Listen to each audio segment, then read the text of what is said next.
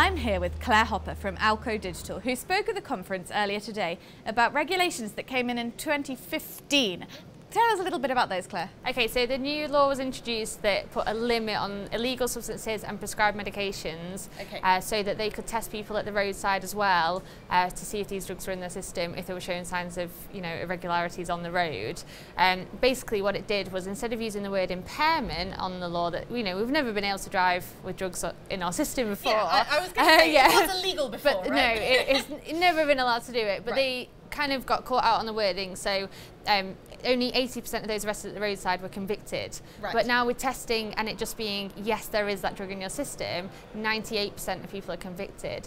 Wow. So the reason that's relevant is not only because drivers need to know about the prescription medications and that they need to carry their prescription with them, it's also to prove that testing internally in a workplace is a much better deterrent and is much more going to avoid lengthy tribunals and costs and discussions afterwards whether or not that drug was in their system or not. It's like, no, you have a no tolerance for illegal substances. We have found a trace of that substance in your system, and therefore there's no debate there, and that's the way it should be, because with the police, they knew that these people were affected by these drugs.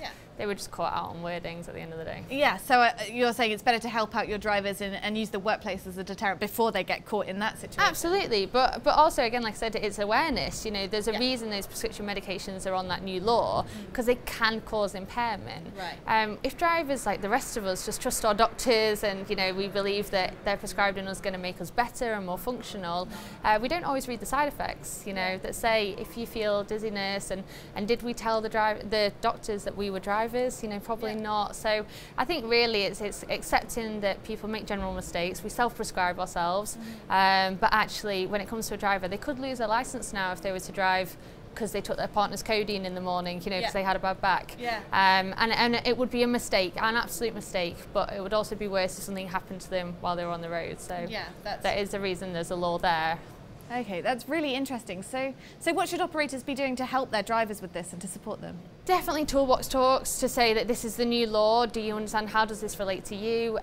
We would maybe need to know what some prescriptions that you're on nowadays, and these are the drugs that we need to know about. So it's not too personal, but at the end of the day, it is the transport industry. They're driving HGVs around, on these drugs. We kind of need to know.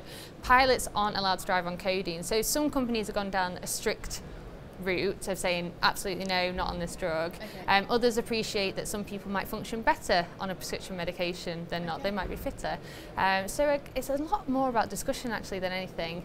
But then if those are in place and they have testing to coincide with it, the testing is kind of saying, well, we've given you all these opportunities, but we're going to randomly test as well, to make sure that the deterrent is there and that people aren't, they are following procedure. Yeah, that makes sense. That's really interesting, Claire. Thank you so much for talking to us. Thanks for having me. Thank you.